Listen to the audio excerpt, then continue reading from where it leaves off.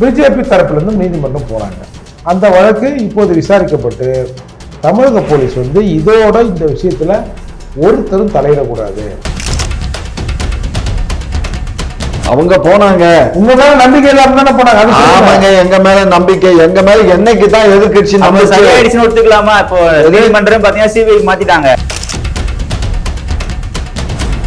இவ்வளவு டீட்டெயில்லாம் தெரியாது. வேணா உங்களுக்கு சந்தேகமா இருந்தா வேணா ஒரு 2 நிமிஷம் நிப்பாட்டுங்க, நான் வேணா இப்ப மாப்பிள்ளைக்கு போனை போட்டு பேசுவோம். பேசுங்க சரியா? அந்த சின்ன டவுட் தான் எனக்கு. அவருக்கு நீங்க யாரு கொடுத்தா எனக்கு என்ன, உங்க கட்சியில ஜனநாயகம் காக்கப்படுதா இல்ல வேற ஏதாவது காக்கப்படுகிறதா? சொல்லின மாதிரி கலெக்டர் அவர்கள் ஒரு விஷயத்தை மறைச்சு இன்னும் பலியானிக்கே அதிகமாக்கிட்டாரு. அது உங்களுக்கு தெரியல கண்ணுக்கு. இங்க பாரு, ஒரு 70 பேர் செத்துது வந்து இவங்களுக்கு வந்து வருத்தம் இருக்கு. பாரு, 67 பேர் செத்து இருக்காங்க. சரியா? அப்ப 1000 பேர் செத்த இருங்க சார். இதுக்கு முன்னாடி எல்லாம் கொத்து கொத்தா 200 பேர் 300 பேர் செத்த காலம் எல்லாம் உண்டு சார். சொன்னா நீதிமன்றம் வந்து உத்தரவு போடுமா? சார், எதிர்த்து பேசுற சீமான் அவர்களையும் அமைச்சரை விட்டு பதம் பாப்புன்னு சொல்லிட்டு மிரட்டுறீங்களே, சார் அவர் எதுக்கா சொன்னாரு? இதுக்கா சொன்னாரு? இப்ப இடம் இல்லைன்னு சொல்லிட்டு சொல்ல மாட்டாங்க. அவர் இதுக்கு சொல்லல, கலைஞர் சிலையை நாங்க வந்து அப்புறப்படுத்துவோம் உடப்போம்னு சொன்னார்ல. அது எங்களுக்கு எல்லாம் பயங்கிறதே கிடையாது. நீங்க எங்க இருந்து எங்க வந்துட்டு இந்த மாதிரி வந்து இந்த மாதிரியான விஷயத்த நீங்க ஐயா, நாங்க சைவ சித்தாந்த கழகம் திருநெல்வேலியிலிருந்து பேசுறேங்க ஐயா. என்னோட பெயர் கார்த்தி சங்கர். இந்த சூரியனார் கோயில் ஆதீனத்தை கையகப்படுத்த போறதா இந்து சமய அறநிலைத்துறை சேகர்பாபு ஐயா நீங்க வந்து ஒரு பேட்டி கொடுத்திருந்தா தினமலர்ல ஒரு நியூஸ் வந்தது. நான் கையகப்படுறேன்னு சொல்லி தினமலர்ல ஒரு நியூஸ் போட்டிருக்காங்க ஐயா. இருங்க சார், எங்க வீட்டுக்கு முன்னாடி ஆர்ப்பாட்டம் பண்ணி பார்க்கட்டும். நானே விட மாட்டேன், புரிஞ்சுக்கோங்க. அவர் அமைச்சர் விடணும்னு அவசியம் இல்ல, நானே அவரை தூக்கிட்டு வந்துருவேன்.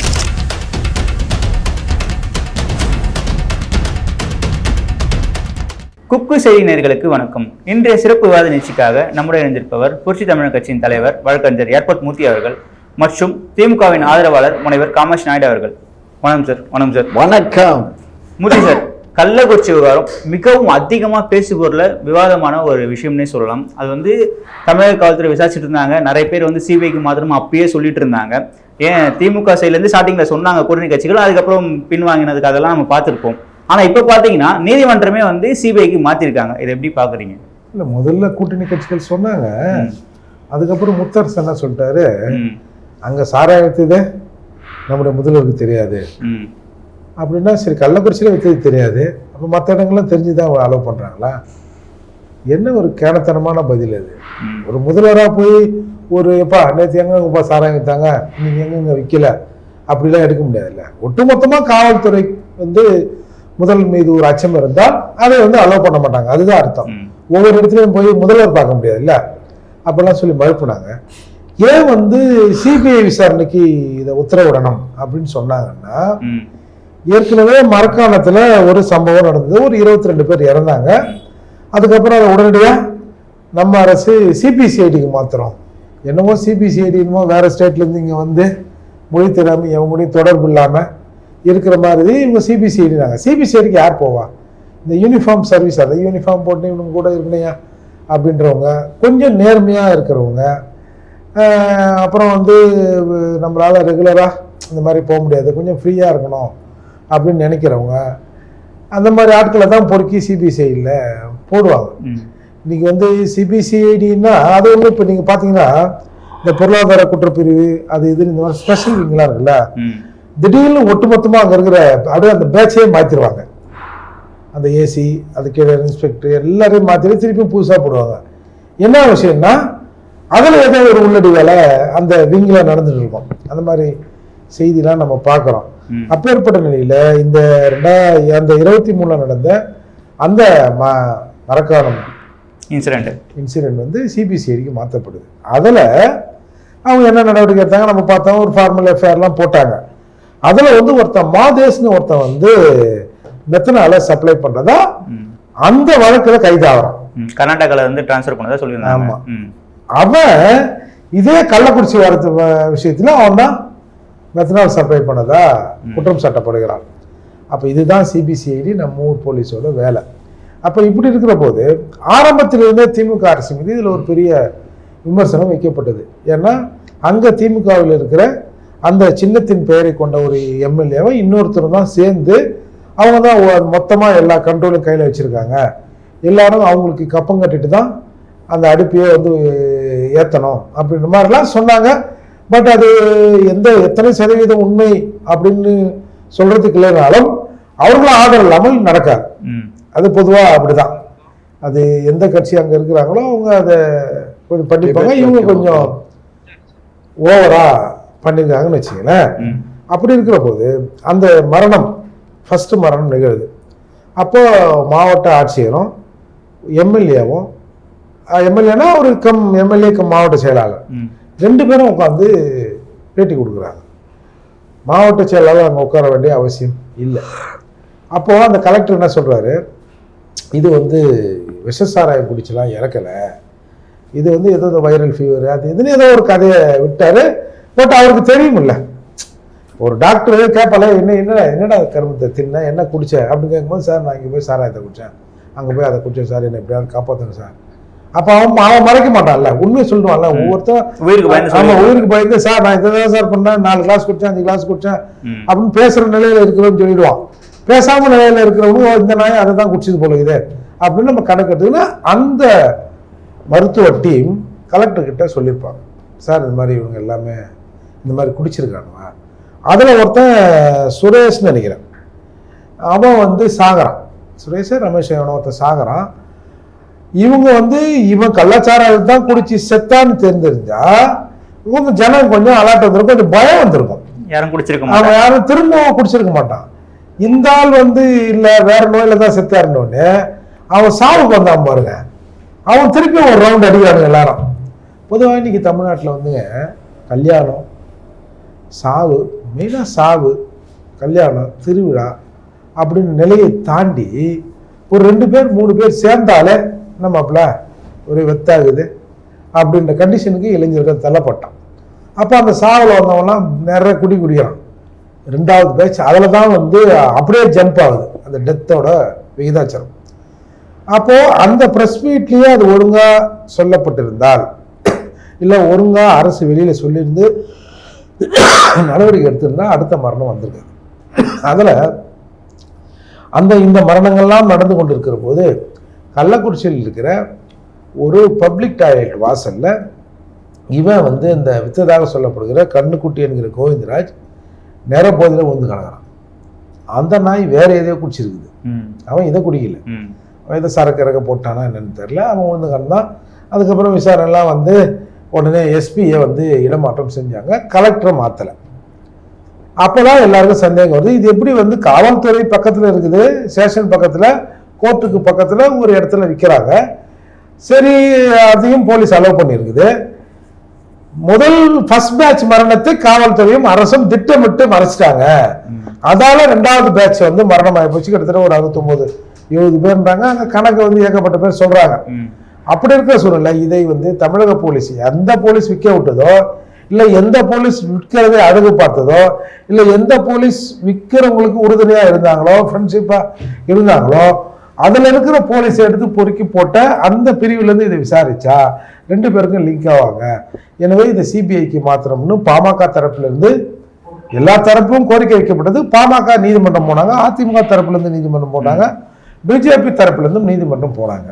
அந்த வழக்கு இப்போது விசாரிக்கப்பட்டு தமிழக போலீஸ் வந்து இதோட இந்த விஷயத்துல ஒருத்தரும் தலையிடக்கூடாது, மொத்த டாக்குமெண்ட்டையும் நீங்க வந்து சிபிஐக்கு கொடுத்துட்டு நீங்க பாட்டு வேடிக்கை பாருங்க அப்படின்னு இன்னைக்கு வந்து நீதிமன்றம் ஒரு உத்தரவை இட்டிருக்கு. நான் இதுல எப்படி என்னோட பார்வையில பேசிக் காரணம் நான் முன்னாடியே சொன்ன பாரு, அந்த மெத்தனால் சப்ளை பண்றோம், அங்கேயும் சப்ளை பண்றான், அத்தனை பேரை கொண்டுட்டு அவன் இங்கேயும் சப்ளை பண்றான்னா இதுல ஏதோ ஒரு உள்குத்து இருக்கு. ஒரு 100 ரூபாய்க்குள்ள ஒரு 70 ரூபா அந்த ரேஞ்சில் அவன் வாங்கி 200-300 ரூபாய்க்கு மெத்தனால கொடுக்குறாங்க. இது ஒன்றும் பெருசு விஷயம் இல்லை. இப்போ இந்த மெத்தனால் கூடங்க அளவோடு கலக்கப்பட்டிருந்தால் அது போதை இல்லை இந்த உறுப்புகள் செயலிழப்பது கொஞ்ச நாள் கழிச்சு அந்த மாதிரி உயிர் போயிருக்காது. அந்த காம்பினேஷன்ல வந்து ஒரு மிஸ்டேக் ஆகி போச்சு. இப்போ நம்ம வந்து இவங்க வந்து மெத்தனால் போடுறாங்க, கவர்மெண்ட் எத்தனால் போடுது. ஏறக்குறைய இந்த காம்பினேஷன் ஒன்னா தான் இருக்கும். அப்போ இதில் ஒன்றும் புதுசு இல்லை. நீங்கள் வந்து நல்ல இன்ஜினியரை வச்சு கரெக்டாக டிகிரி பார்த்து அந்த எக்யூப்மெண்ட்லாம் வச்சுருப்பீங்க. இத்தனை எம்எல்க்கு இத்தனை சொட்டு சேர்க்கணும், இத்தனை உள்ள சேர்க்கணும்னா அவன் அதுக்காக படிச்சிருக்கான். பாவம் இவனுக்கு படிக்கல, ஒரு அர்ஜென்ட்டுக்கு ஏதோ ஊற்றி கலக்கி கொடுத்துறாடுவான். இப்போ ஒரு தடவை அன்னைக்கு குடிச்சது தானே பிரச்சனையாச்சு. அதுக்கு முன்னாடி கிட்டத்தட்ட 3 வருடங்களாக இந்த சரக்கு ஓட்டி தானே இருந்தது. அப்போ கொஞ்சம் லிமிட்டாக கலந்துருப்பான். ஏதோ ஒரு அர்ஜென்ட்டில் ஒரு தனிநபர் மிஸ்டேக்கில் இவ்வளோ பேர் செத்துறாங்க. இந்த தனிநபர் மிஸ்டேக் 3 வருடமாக நடந்து கொண்டு இருக்குது. அதுக்கு தமிழக போலீஸ் துணை போயிருக்கு. அதனால தமிழ்நாடு போலீஸ் இதில் விசாரிக்கக்கூடாது, திமுகவில் இருக்கிற ஆளுங்கட்சி எம்எல்ஏக்கள் இதில் இருக்கிறாங்க அப்படின்ற கோரிக்கை இன்றைக்கு வெற்றி பெற்று, நீங்கள் தமிழ்நாடு போலீஸில் வேலை வைக்காதீங்க அப்படின்னு நீதிமன்றம் உத்தரவிட்டிருக்கு. நீதிமன்றம் இப்போ ஜட்ஜ்மெண்ட் கொடுத்துட்டாங்க, சிபிஐக்கும் மாத்திட்டாங்க. இதை வச்சு பார்க்கும்போது தமிழக காவல்துறை சரியா அவங்க வேலையை செய்யலையோ? இது வேலை செய்யலைங்கிறது இல்லை. அதாவது எப்படின்னா, தமிழ்நாடு காவல்துறைக்கு மிஞ்சிய காவல்துறை வந்து இந்தியாவில் கிடையாது. சரியா? கடுமையான சட்ட திட்டங்களுக்கு உட்பட்டு செயல்பற்றக்கூடிய அருமையான காவல்துறை தான் தமிழ்நாடு காவல்துறை. சரிங்களா? ஆகையினால காவல்துறை மீது எந்த விதமான தவறும் இல்லை. காவல்துறை அங்கு அனுமதிக்கப்பட்டது காவல்துறை தவறு. சொன்ன மாதிரி அந்த சுரேஷ்னு ஒருத்தன், ரமேஷ் சுரேஷ் செத்தான்ல, அப்பயே இது கள்ளச்சாராய மரணம்னு சொல்லியிருந்தா சுரேஷ் சாவுக்கு போனோம், அதே ஏரியாவோட போய் அந்த சரக்கு குடிச்சிருப்பாங்க. அதுதான் அது அன்றைக்கு அங்க இருந்த. இப்ப அதான் அந்த டவுட்னாலதான் இப்ப இதுக்கு போனது, கோர்ட்டுக்கு போனது. அதாவது அந்த எம்எல்ஏ கூட யார் போனா? யார் போனா? பாட்டாளி மக்கள் போச்சு, அதிமுக போச்சு. நீங்க போன மாதிரி சொல்றீங்க? நாங்க போலங்க, அவங்க போனாங்க. உங்க மேல நம்பிக்கை இல்லாம தானே போனாங்க. ஆமாங்க, எங்க மேல நம்பிக்கை, எங்க மேல என்னைக்கு தான் எதிர்கட்சி ஒத்துக்கலாமா? இப்போ நீதிமன்றம் பாத்தீங்கன்னா சிபிஐக்கு மாத்திட்டாங்க. கண்ணே, சிபி நாங்களாவது சீக்கிரத்துல அறிவிச்சிருவோம் யாரு குற்றவாளி யாரு நிரபராதின்னு. சிபிஐக்கு போய் எந்த மாமாங்கத்துல அறிவிக்கிறது? கடப்புல போடணும்னா சிபிஐ. இப்ப இது கடப்புக்கு போயிருச்சு. 2026 தேர்தல் முடிஞ்சிடும். அப்போ வேண்டுமென்றே பாமக, பிஜேபி, அதிமுக எல்லாம் சேர்ந்து இந்த வழக்கு வந்து கிடப்புல பொண்ணு அவங்க சொந்தக்காரவங்க தானே அங்க இந்த வேலையெல்லாம் பண்றது. அதனாலதான் அவங்க அதை பண்ணிருக்காங்க. சொந்தக்காரங்களா சார்? ஆமா. திமுக எல்லாருமே சொந்தக்காரங்களா? திமுக எல்லாருமே சொந்தக்காரங்க. திமுக காரவங்க சொந்தக்காரவங்க இல்ல, யாரெல்லாம் கோர்ட்டுக்கு போனாங்களோ அவங்களுக்கு சொந்தக்காரவங்க. இல்ல, திமுகவோட மாவட்ட செயலாளர் எம்எல்ஏ எல்லாம் இதுல வந்து இன்வால்வ் ஆயிருக்காங்கல்ல கண்ணே. இப்ப அதனாலதான் கண்ணே அவங்க கோர்ட்டுக்கு போனது. மாவட்ட எம்எல்ஏ, அவர் கலெக்டர், எஸ்பி அவங்களோட சேர்ந்து இவர் ஏன் பிரஸ் மீட்ல உட்கார்ந்தாருங்கிறது ஒரு காரணம். இவரு இது வந்து இவரும் சொல்றாரு, இந்த மாதிரி இது வந்து கள்ளச்சாராயத்தினால மரணம் இல்லை அப்படின்னு இவரும் சொல்றாரு, கலெக்டரும் சொல்றாரு. இதுதான் வேணை. இந்த வேலைக்கு தான் இப்ப சிபிஐ போயிருக்கு. சிபிஐ வழக்கு விசாரிக்கட்டும், உண்மையான குற்றவாளியை சிபிஐ கண்டுபிடிக்கட்டும். அதுல எங்களுக்கு மடியில கனம் இல்லை, வழியில பயம் இல்லை. வரட்டும், யாராவது குற்றவாளி எங்க கட்சிக்காரன் குற்றம் செஞ்சிருந்தாலும் தண்டிக்கலாம். மடியில கனம் இல்லாம தான் மஸ்தான் அவர்கள் அமைச்சர் பயில வந்து நீக்கினீங்களோ? யார? மஸ்தான் அவர்கள். மஸ்தான நீக்கினதுக்கு என்ன காரணம்? அவரு தான் சம்பந்தப்பட்டிருக்காரு. அவர் சம்பந்தப்பட்டது வந்து அவர் ஏற்கனவே அந்த மாவட்டத்துல தப்பா சொல்றீங்க. அவர் வந்து விழுப்புரம் சாராய விஷயத்துல தலையில்லை, மரக்காணம். அவர் வந்து திண்டிவனம், மரக்காணம் இந்த மாதிரி சாராய விவகாரங்கள் தான் அவர் தொடர். இல்ல தம்பி, அதுக்கு இருக்கு. நீங்க அந்த அவன் ஏற்கனவே அந்த மரக்காணத்துல அந்த கவுன்சிலர் இல்ல அந்த பிரசிடண்ட் உடைய கணவன், அவன் வந்து கள்ளச்சாராயம் இது பண்ணிருக்கான் ஏற்கனவே. அதான் அந்த பிரசிடண்ட் யாரு? பொண்டாட்டி பிரசிடண்ட் பெண்ணு. ஆமா, பெண்ணுக்கும் என்னங்க நீங்க வேற. அதாவது அந்த அந்த பெண்ணோட கணவன் வந்து இல்லையா, அந்த பெண்ணுக்கு தெரிஞ்சவரா அவங்க புருஷனுக்கு தெரிஞ்சவராயா? புருஷன் தாங்க. பெண்ணுங்க என்ன அந்த பிரசிடண்ட்ங்கிறது அது அவனுடைய ஒய்ஃப் தான். ஒய்ஃப் தான். அவர் அவங்க ஒய்ஃபுக்கு பழக்கமானவரா அவங்க கணவருக்கு பழக்கமானவரான்னு கேக்குறேன். யாரு? மஸ்தான். மஸ்தானுக்கு அந்த கணவருக்கு தான் பழக்கமானவர். அவர் தான் அவருக்கு போய் பொன்னாட போத்துறாரு. அதைத்தான் படம் பிடிச்சி போட்டு அவங்க எல்லாம் கட்சியில ஒன்னா இருக்கு, இவருக்கு தான் இவர் சம்சாரத்துக்கு இவர் சீட்டு கொடுத்தாருங்கிறது தான் குற்றச்சாட்டு. அவங்க சம்சாரம் தெரியாது. நீங்க ஏங்க சம்சாரத்துக்கு புருஷன் போய் கேட்டாக்கா அவங்க கட்சிக்காரன், புருஷன் கட்சிக்காரன், அவன் கேட்கிறானேன்னு சீட் அலாட் பண்ணி கொடுத்துருக்காரு. இதுல என்ன தப்பு இருக்கு? ஓ, அப்ப வந்து திமுக கட்சியில இருந்தவங்களுக்கு கொடுக்க மாட்டீங்க. திமுக கட்சியில இருந்து முன்னாடி கூடிய சீட் என்ன கொடுத்துருவீங்களா? நீங்க பேசுறது எனக்கு எப்படி வருது தெரியுமா? இருந்தாலும் கொஞ்சம் அடைக்கிறேன். பொம்பளை பிள்ளைய நீங்க மடக்கி கேக்குறீங்க. ஏங்க அவன் புருஷன், பெண்களும் அந்த கட்சியில இருந்திருக்கலாம் இல்லையா? யோசிச்சு பாருங்க. புருஷன் மாட்டாட்டி 2 பேரும் கட்சியில இருந்திருக்காங்க. புருஷன்காரன் போய் மந்திரி கிட்ட கேட்கிறான் சீட்டு. அவர் மாவட்ட செயலாளர், அவர் மாவட்ட செயலாளர்னால அவர்கிட்ட போய் கேட்கிறாங்க.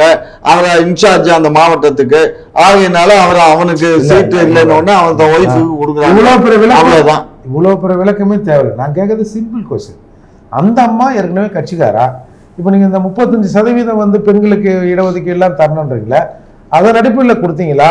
இல்ல அவர் வீட்டுக்காரர் நம்ம கட்சியில இருந்தா நமக்கு வேண்டியவர், நம்ம கேட்டதெல்லாம் அவர் செய்ய. இவ்வளவு டீட்டெயில்லாம் எனக்கு தெரியாதுங்க. இவ்வளவு டீட்டெயில்லாம் தெரியாது. வேணா உங்களுக்கு சந்தேகமா இருந்தா வேணா ஒரு 2 நிமிஷம் நிப்பாட்டுங்க. நான் வேணா இப்ப மாப்பிள்ளைக்கு போனை போட்டு பேசுவோம். பேசுங்க. அந்த சின்ன டவுட் தான் எனக்கு. அவர் நீங்க யாரு கொடுத்தா எனக்கு என்ன? உங்க கட்சியில ஜனநாயகம் காக்கப்படுதா இல்ல வேற ஏதாவது காக்கப்படுகிறதா அப்படின்னு தான் ஒரு மோடி சார் இப்போ சிபிஐக்கு வந்து மாத்திருக்காங்க. ஆனா சிபிஐ கேஸ் பாத்தீங்கன்னா நிறைய இருக்கு. நம்ம கேட்கிறோம், டிரான்ஸ்ஃபர் பண்றாங்க, ஆனா உரிய ரிசல்ட் வரமாட்டுது என்பதும் ஒரு உண்மையான விஷயமா தானே இருக்கு. சார் 2 விஷயம் தான் சார். ஒண்ணு தமிழ்நாடு போலீஸ் விசாரிக்கணும், இல்ல தமிழ்நாடு போலீஸ் இருக்கிற சிபிசிஐடி விசாரிக்கணும். இன்னொன்னு சிபிஐ தான் விசாரிக்கணும். நம்ம தமிழ்நாடு போலீஸ் மீதும் சிபிசிஐடி மீதும் நமக்கு நம்பிக்கை இல்லை. ஏன்னா தமிழ்நாடு போலீஸோட கண் பார்வையோட அரவணைப்பு இல்லாமல் அங்க சாராயத்தை ஒருத்தர் விற்க முடியாது.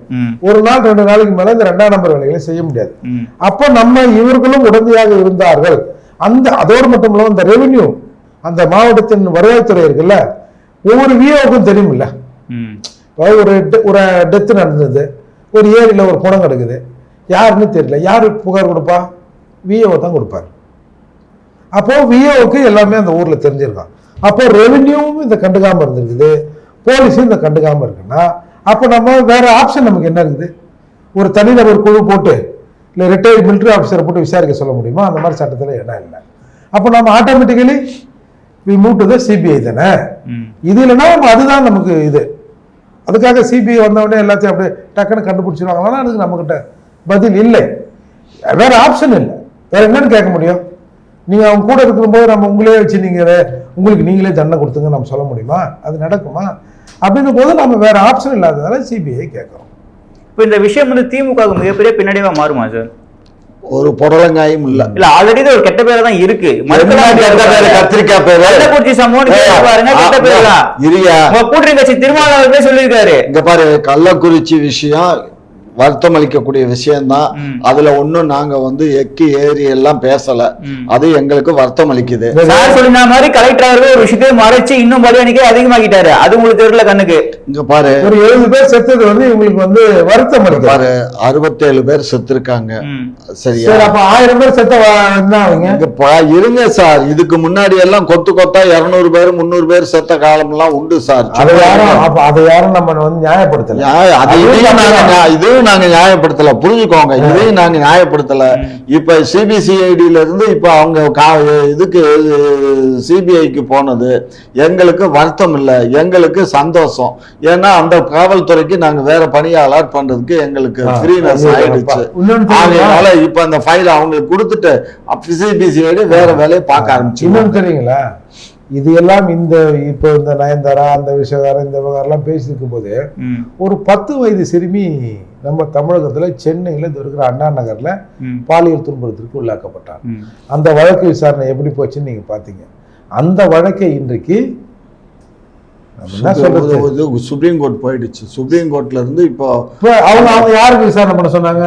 சிபிசிஐடி இல்ல, சிபிஐக்கு மாத்திருக்காங்க. அப்போ ஒரு சாதாரண ஒரு பெண், ஒரு குழந்தை, அந்த குழந்தை வந்து அக்யூஸ்ட் என்னதான் சொல்லுது. அந்த வழக்கில் கூட நீங்க வந்து சரியா நடவடிக்கை எடுக்காம யாரு அந்த கொத்தனார், அந்த கொத்து வேலை செய்யறவர், அந்த சித்தார் வேலை செய்யற அந்த குடும்பத்தையே நீங்க வந்து இப்படி ஒரு மனித உரிமை மீறலை செஞ்சு அடிச்சிருக்கீங்க.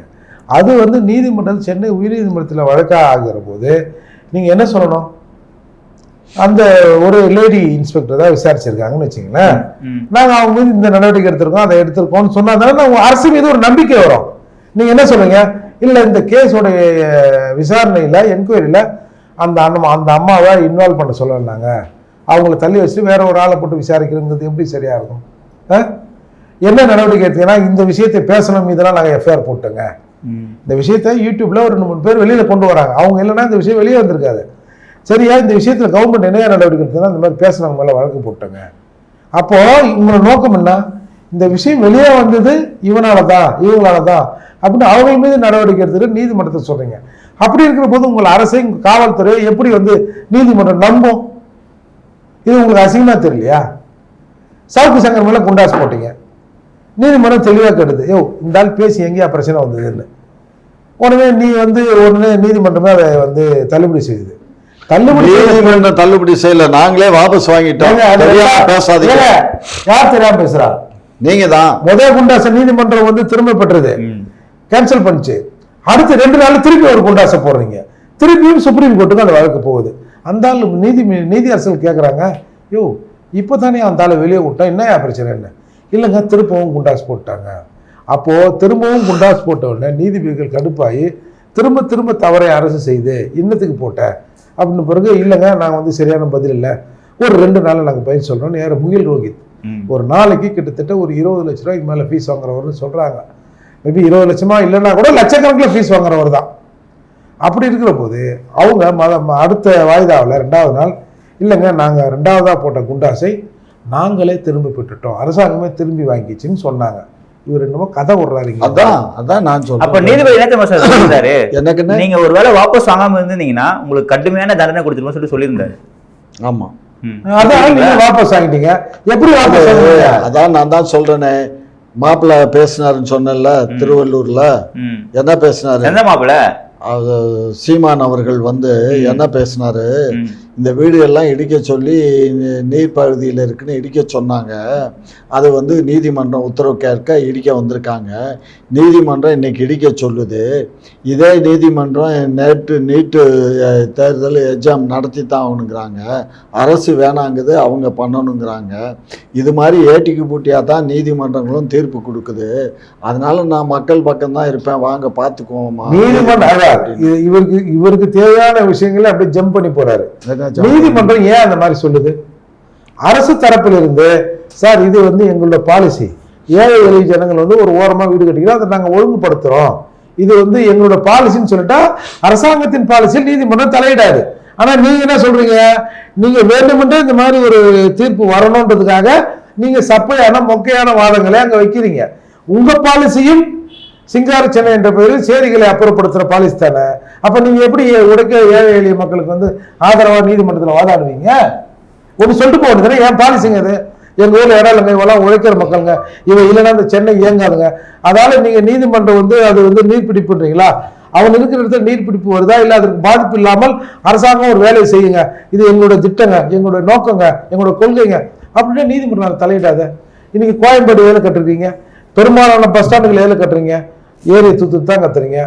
நம்ம இந்த முகப்பேரு லேக்கிய திட்டம் ஏரி துட்டு தானே கட்டினீங்க.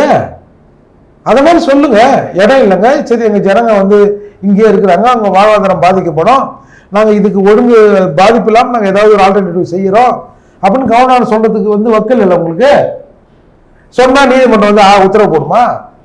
சார், எதிர்த்து பேசுற சீமான் அவர்களையும் அமைச்சரை விட்டு பதம் பாப்புன்னு சொல்லிட்டு மிரட்டுறீங்களே, அது சரியா சார்? அவர் எதுக்கா சொன்னாரு?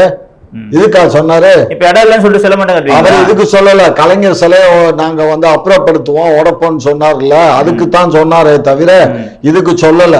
இதுக்கு நீதிமன்றமே நீர்நிலைகள்ல அரசு புறம்போக்கு நிலங்களை ஆக்கிரமிக்க கூடாது, அதை உடனடியா அப்புறப்படுத்தணும்னு சொல்லி பலவேறு தீர்ப்புகள்ல சொல்லிட்டே இருக்கு நீதிமன்றம். சரியா? நீதிமன்றம் இல்ல, நான் இங்க நீதிமன்றம் சொல்லிட்டே இருக்கு. சேகர் பாபு தானே? ஆமையா, இவர் மட்டும் நான் சிலையை உடப்பேன்னு சொன்னாக்கா அப்ப நாங்கெல்லாம் நான் ஒண்ணு போடுறேன், ஒன்ன போடுறேன், ரெண்ட போடுறேன். இருங்க பதறாதீங்க, இருங்க. நாங்க என்னது பதறோம்? எங்களுக்கு என்ன பயம்? எங்களுக்கு எல்லாம் பயங்கிறதே கிடையாது. நீங்க எங்க இருந்து எங்க வந்துட்டு இந்த மாதிரி இந்த மாதிரியான விஷயத்த நீங்க ஐயா, நாங்க சைவ சித்தாந்த கழகம் திருநெல்வேலியிலிருந்து பேசுறேங்க ஐயா. என்னோட பெயர் கார்த்தி சங்கர். இந்த சூரியனார் கோயில் ஆதீனத்தை கையகப்படுத்த போறதா இந்து சமய அறநிலைத்துறை சேகர்பாபு ஐயா நீங்க ஒரு பேட்டி கொடுத்திருந்தா தினமலர்ல ஒரு நியூஸ் வந்தது. நான் கையகப்பட்டுறேன்னு சொல்லி தினமலர்ல ஒரு நியூஸ் போட்டிருக்காங்க ஐயா. தவறு இல்லாதான் சொல்லியிருக்கோம். வேற ஒரு ஆதீனத்தை நியமிச்சு அந்த சொத்துக்களை மறுபடியும் அந்த ஆதீனத்திலே தம்பிரான்ட்ட ஒப்படைக்குமாறு கேட்டுக்கொள்வோங்க ஐயா. அதெல்லாம் சூழ்நிலை சட்டம் என்ன சொல்றதான் செம்மியாயிடுச்சிட்டாங்க. சட்டத்துக்கு மீறி நீங்க கையகப்படுத்தினா நாங்க சைவ சித்தாந்த கழகம் சார்பா சைவர்கள் சார்பா நாங்க போராட்டம் பண்ணுவோம் உங்க வீட்டு முன்னாடி. அப்படியா? ஆமாங்கய்யா. யார்கிட்ட பேசுற? உங்க வீட்டு முன்னாடி தாங்க ஐயா போராட்டம் யார்கிட்ட பண்ணுவோம். பேசுற? அமைச்சர் சார்கிட்ட பேசுறேங்க ஐயா. யார்கிட்ட பேசுற? வந்து பண்ணு பார்க்கலாம். கண்டிப்பா நீ பண்றேங்க ஐயா. சொன்னதுக்காக நான் பண்றேன். ஓகேங்க நான் ஐயா. பண்ற ஐடியால இல்ல. சரிங்க ஐயா. இப்ப இந்த மிரட்டலுக்காக பண்ணி பாக்குறேன், நீ வந்து பண்ணு. கண்டிப்பாங்க ஐயா. எதிர்கட்சி எல்லாம் போராட்டம் பண்ணுவாங்க. நீ சட்டமன்றத்துல வாங்க. குரல் கொடுத்தாங்க. அதே மாதிரி வாங்க. அண்ணாமலை பேசுவாரு. பேசுவாரு. எடப்பாடி அண்ணாமலை சட்டமன்றத்துல இதுக்காக ஒரு பண்ணுவோம். ஆதீனத்துக்கு ஆதரவா பேசினாரு. அதே மாதிரி பேசுவாங்க. இல்ல இப்ப இதுக்காகவே பண்ணுவோம். இப்ப நீ அப்படிங்களா? சொன்னதுக்காக பண்றோம். சந்தோஷம் ஐயா. பேசு. நீங்க பண்ணி பாருங்க ஐயா. பேசு. நடக்கிறது நடக்கட்டும். டேய் தூக்க சொல்லும் உன்ன. டேய் தூக்க சொல்லும் உன்ன. டேய் தூக்க சொல்லும் உன்ன. டேய் தூக்க சொல்லும் உன்ன. கவனம் சார் வச்சுக்க. கொஞ்சம் மரியாதை பேசுங்க. நான் உங்கள்கிட்ட ஐயான்னு பேசிட்டு இருக்கேன். நீங்க வாடா போடான்னு பேசுறீங்க. வெயிட. என்ன சார் தூக்கிடுவீங்களா? புண்ணத்தா அதிகமா பேசினா இவன் பேசுனது கரெக்டா ஒரு அமைச்சர்கிட்ட பேச வேண்டிய பேச்சு. ஐயா சார் பேசியிருக்காரு. அமைச்சர்கிட்ட கைபேசியில பேசுறதே தப்பு. ஆ, கைபேசியில பேசுறதே தப்பு. காலையில இருந்து நேரடியா பேசுறோம். வந்து பார்த்து பேசியிருக்கணும். அதை விட்டுட்டு இவன் வந்து மிரட்டும் தோணியில பேசினான்னா என்ன அர்த்தம்? நாங்க வந்து போராட்டம் பண்ணுவோம், அதை பண்ணுவோம், இதை பண்ணுவோம். போலீஸ்காரர்களை முற்றுகையிட்டு போராட்டம் நடந்திருக்கா? கோபாலபுரம் தலைமை வீட்டை முற்றுகையிட்டு போராட்டம் நடந்திருக்குல்ல? நாங்க என்ன பயந்தாளா? இங்க பாரு, ஒரு விஷயம் நல்லா புரிஞ்சுக்கோ. நாங்க சட்டத்தின் அரசு தான். அது சட்டத்தின் வழிதான் அரசு நடக்குது. ஆனா சும்மா இருங்க சார், சும்மா ஓவரா பேசுறீங்க. அவனுக்கு தான் பேச தெரியும், நாங்க பேச மாட்டோமா? எல்லாத்துக்கும் வாய் ஒண்ணுதாங்க. உங்களுக்கும் வாய், எனக்கும் வாய் தான். காமாட்சி நாயுடு சொன்னவர் தானே அந்த அமைச்சர். இங்க பாருங்க, சொந்தக்கார ரத்தம் தூட்டிக்கிட்டு சும்மா இருங்க சார். எங்க அவன் வீட்டு முன்னாடி ஆர்ப்பாட்டம் பண்ணி பாக்கட்டும். என்ன நானே விட மாட்டேன், புரிஞ்சுக்கோங்க. அவர் அமைச்சர் விடணும்னு அவசியம் இல்ல. நானே அவனை தூக்கிட்டு வந்துருவேன், புரிஞ்சுக்கோங்க. அவ்வளவா தெலுங்கு பாசம்? தெலுங்கு பாசம் இல்லைங்க, ஒரு அமைச்சர் பேசுற பேச்சாது. என்ன பேசுறோம்? முற்றுகையிடுறாங்க. வீட்டு முன்னாடி முற்றுகையிடுறாங்க. இருங்க, வீட்டு முன்னாடி பண்றதுக்கு இவன் யாரு? இவன் என்ன பண்ணணும்? HRNC முன்னாடி போய் நீ அங்க போய் ஆர்ப்பாட்டம் பண்ணணும். ஐயா, அந்த HRNC தானே பண்ணணும். உத்தரவு போடுறதுக்கு அமைச்சர் வீட்டுல போய் பண்றேன்னு சொன்னாக்க அது அராஜகம். இது அராஜகத்தை அடியோட வெறுக்கிறதுக்கு தான் இந்த அரசு இருக்கு. வெட்டி விடுவோம், துண்டா வெட்டி விடுவோம். வாழ எடப்பாடியார் வீட்டை முற்றுகையிட்டாங்களா இல்லையா? முதலமைச்சரா இருக்கும் போது இங்க யாரு போனா? யாரு போனா? ஏதோ ஒரு அரசாணை போட்டாங்க, அது திரும்ப பண்ணணும்னு. அதெல்லாம் நாங்க போலங்க. ஏங்க, ஓ நாங்க திமுக என்னைக்குமே அராஜக வழியில நாங்க போக மாட்டோம். ஒண்ணு கவர்னர்கிட்ட பார்மாலிட்டிக்கு பெட்டிஷன் கொடுப்போம், இல்ல நீதிமன்றம் பேசுறாரு. இல்ல அதுக்குன்னு ஒரு இடம் ஒதுக்கீடு வள்ளுவர் கோட்டம் பண்ணுவானுங்க. என்ன என்ன ஆன்மீகத்துறைக்கு அமைச்சராக இருக்கிற ஆன்மீகவாதி ஐயா அவர்களே இப்படி பேசுறாருன்னா, சாராயம் இருக்கிற அமைச்சர் எப்படி பேசுவாரு? பொதுப்பணித்துறை எப்படி பேசுவாரு? நிதி அமைச்சர் எப்படி பேசுவாருன்னு பாத்துங்க. எது என்னங்க ஆன்மீகத்துறை சார்ந்த அமைச்சரே இப்படி எதிர்றாருன்னா என்ன? அவன் பேசுறது கரெக்டா இருந்தாலும் பேசுறது. அவன் அமைச்சர், ஒரு அமைச்சர் ஒரு மரியாதை நிமித்தமா ஒரு போன் எடுத்து பேசுறாரு. அந்த போன்ல பேசினா ஐயா இந்த மாதிரி இருக்கு, பார்த்து கூடுமானவரை எங்களுக்கு வந்து ஃபேவரா நீங்க பண்றதுக்கு பாருங்கன்னு சொல்லணுமே தவிர, நாங்க அதை பண்ணி போடுவோம், இதை பண்ணி போடுவோம், புடுங்கு. ஆமா, தூக்கத்தான் செய்வோம். தூக்குறதுக்கு மீனிங் என்ன சொல்லுங்க? தூக்க என்ன? போலீஸை வச்சு தூக்கி உள்ள நாங்க என்ன தூக்குவோம்? நாங்க என்ன தூக்குவோம்? தூக்குவோம்னா என்ன அர்த்தம்? காவல்துறையை வச்சு தூக்கி வண்டியில போட்டு கொண்டு போய் நீதிமன்றத்தில் ஆஜர்படுத்துவோம். வேற என்ன? அவ்வளவுதான்.